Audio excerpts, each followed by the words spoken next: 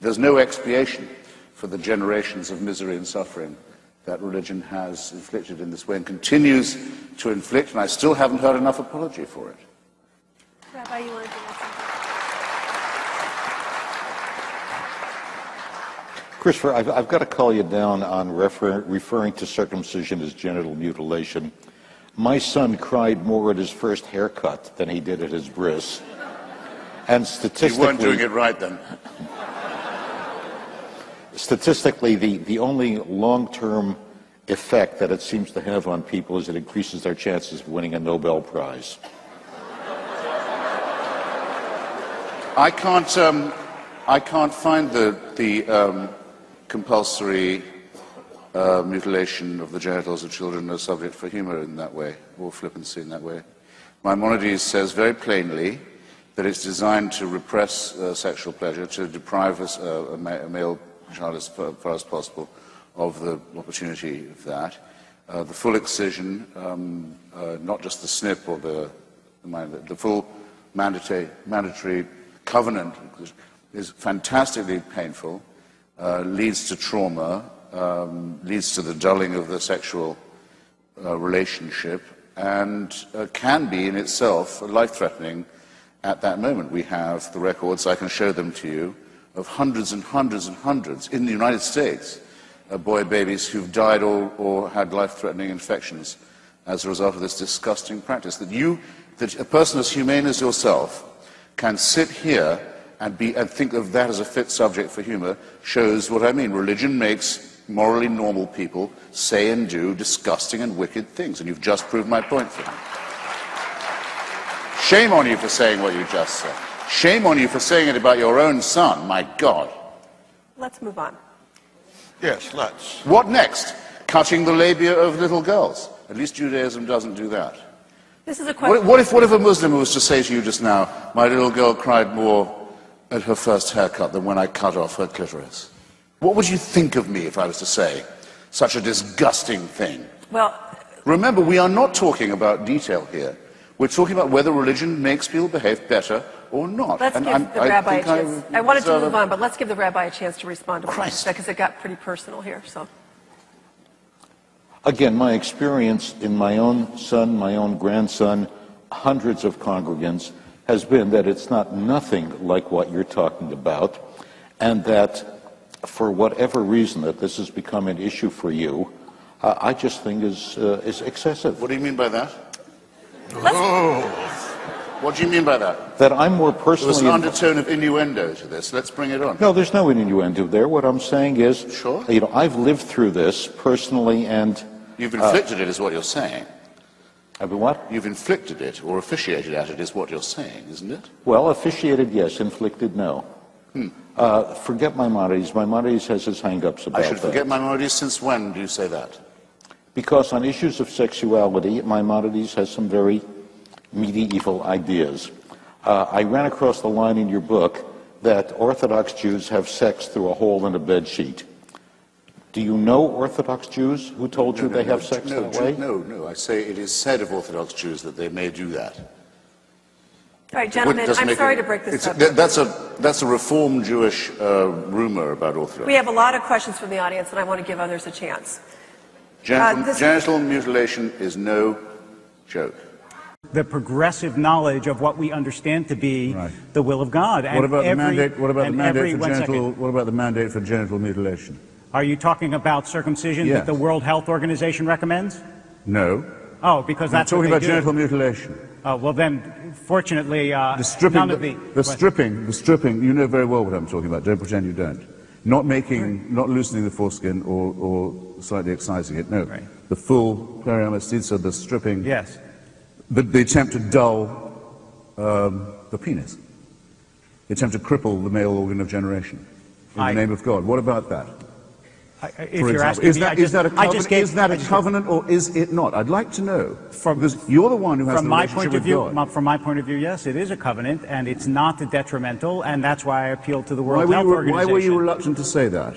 I'm not reluctant to say it. You were palpably reluctant to say that. I just said it. No, I'm palpably reluctant. You had to be prodded 3 times before you agreed to the question. We're going to move on now. I know why you're reluctant.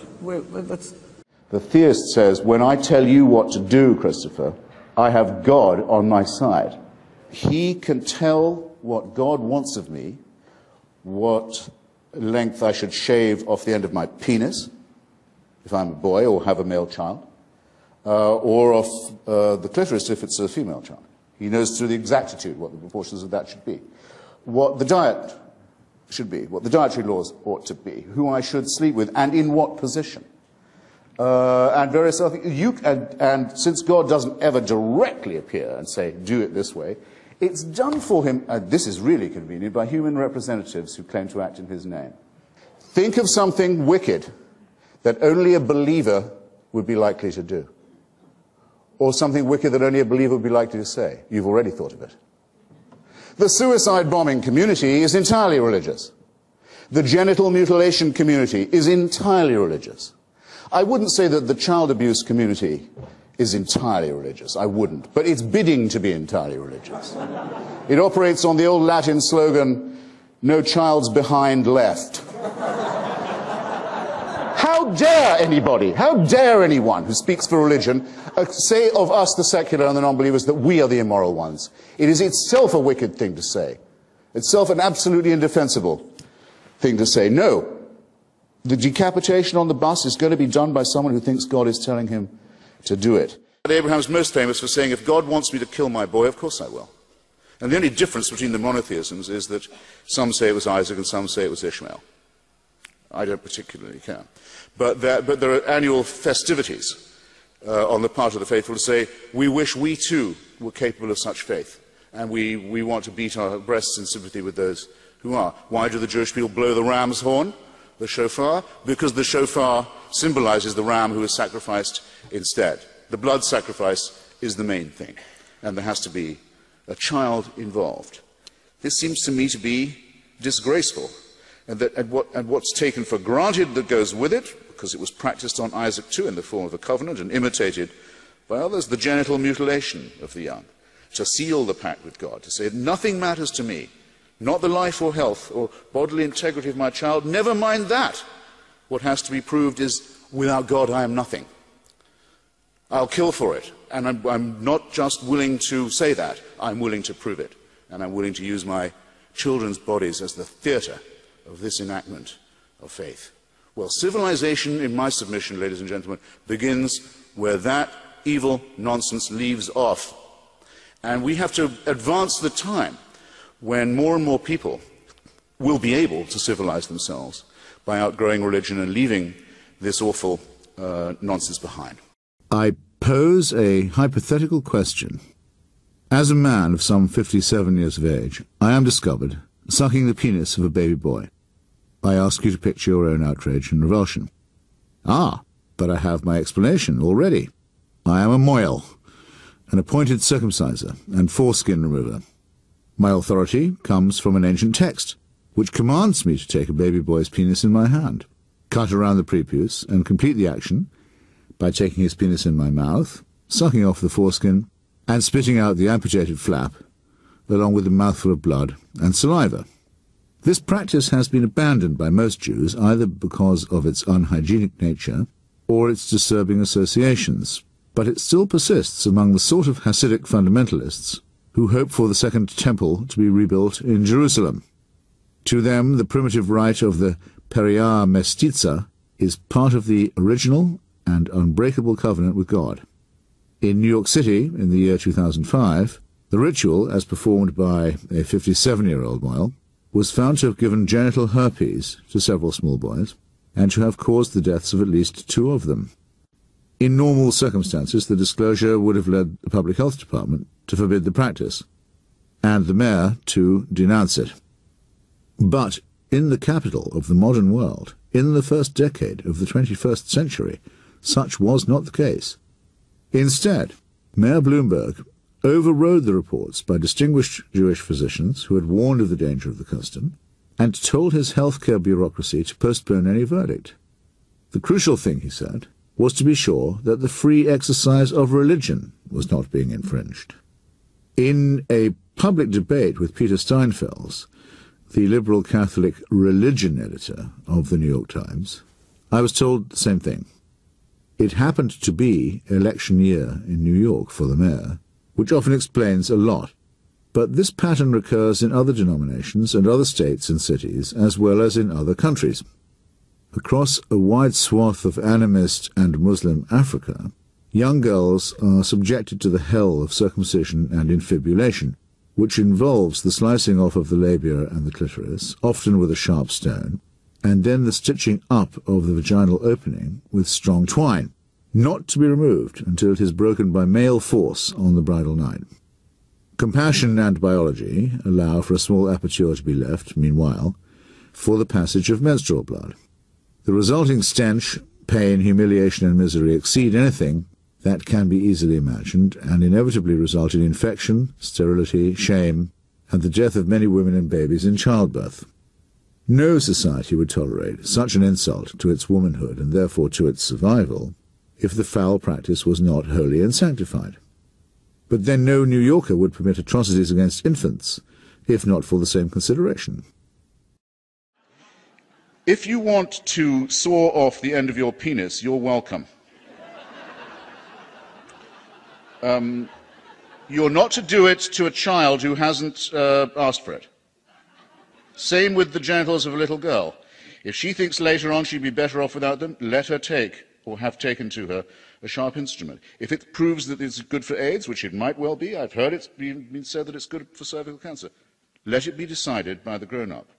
It is not right, it is not moral, it is in fact wicked to submit children to mutilation of their genitalia or to anyone without their consent. Do you understand that, that this elementary point only needs to be made because of wickedness enjoined by religion?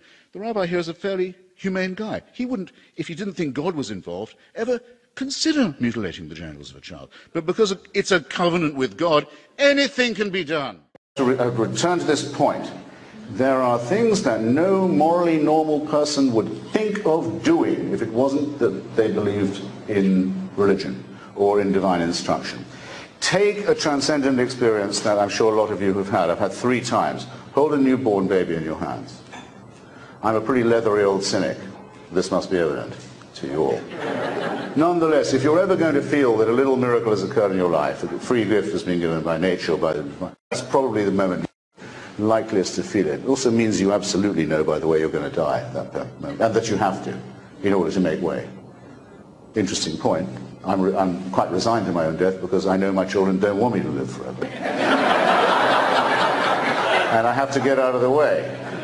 That's just the way it is. And I hereby also highly resolve, I want them to be at my funeral, I don't want to be at theirs. Now I know what I'm doing. So here's this bundle. You look at the little indentations in the earlobes that it's so impressed Whittaker Chambers and all that. And then you should be getting on with parenting, but no. First, let's find a sharp stone or a knife and start hacking at the genitalia. Because after it turns out the design isn't that great, and in a crucial feature too. It needs to be sawn away. A lot of it needs to be sawn away. No morally decent person would do this if it wasn't for superstition. Male and female circumcision yes. will only be abolished when the religions are abolished, or are they separate enough to be abandoned individually? Oh, I think that genital mutilation should be forbidden now by law. It should have been a long time ago. It's really perfectly simple. If you want to snip your dick, you can. But you must be a grown-up, either to do it yourself or to give permission for anyone else to do it. May not, an amendment of your body, your private, your propria persona, of that order may not be done to you without consent. Surely this is plain. We recognize it instantly when it's done to little girls. Oddly enough, you can be a little girl Jew without it being done to you, which is to the credit of those who invent this definition. But it is, you may not be a little boy Jew and not have it. This seems to be outrageous. And the period mestiza, the original radical ablation of the penis, which involves ripping off the whole forcibly, not just loosening or removing some of it, and then having the prepuce and the residue sucked by the rabbi himself, and spat out, which led to, as I say in my book, outbreaks of terrible genital herpes and death among babies who have barely learned to cry, is a matter where all concerned, including the parents, should go straight to jail. It's much worse than child abuse. It's mutilation. It's a direct physical assault upon the person and the psyche, clearly. With real serious risk of death. And it's an attempt to mimic in little, in detail, the whole of a human sacrifice. So it's a very chilling idea. It has to stop. It has to stop now. In the same way as we're not going to have polygamous sex. We're not going to have arranged marriages. We're not going to have incestuous marriages where cousin after cousin after cousin is married by backward families from Pakistan who don't know any better, who don't understand this is going to lead, as it has done in parts of Yorkshire already, to a huge increase in the number of deformed births, which is the invariable result of incestuous marriage. None of these things would be tolerated if they didn't come under a religious disguise and a religious excuse. The disguise that protects child abuse and incest must be ripped away. What are the police doing? What are they doing about the bounty hunters who are hired to pursue women, young girls who've been forced into arranged, virtually incestuous marriage? They're forced to pay dowry and bride price in England in the 21st century. It's insufferable, and it cannot be defended and mustn't be defended by anyone in the name of multiculturalism either. This is not multiculturalism. This is barbarism. And it's very, very important that we call it by its right name. We've refused to coexist with it.